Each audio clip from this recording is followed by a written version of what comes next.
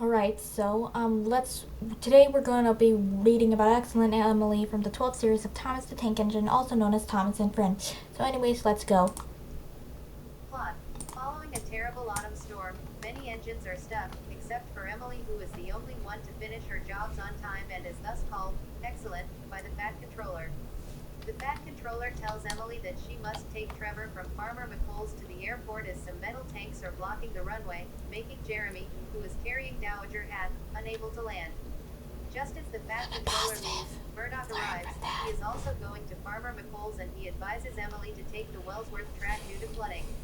But Emily refuses and decides to take the forest track as it is much quicker. Emily goes through a flooded track on the forest track, which has now made her late, but it does not stop her. In the forest, Emily meets Thomas, who warns her about a fallen tree on her line and tells her that she must wait for Harvey.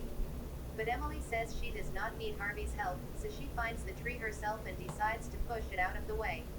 However, the tree sticks on her front as Emily pushes it uphill. Once at the summit, the tree rolls out of the way and Emily is now completely covered in leaves but still carries on. At a junction, Emily meets Duck, who tells her that not only is Trevor waiting for her, but there is danger up ahead. The tracks ahead are very muddy and she must avoid it. But once again, Emily's belief that she is excellent causes her to ignore him. Due to this, she carries on regardless, which makes Duck worried. As Emily races through the valleys, she thinks she is nearly at Farmer McColl's. After turning around the final bend, Emily ends up plunging into a damaged muddy flood, submerging the tracks.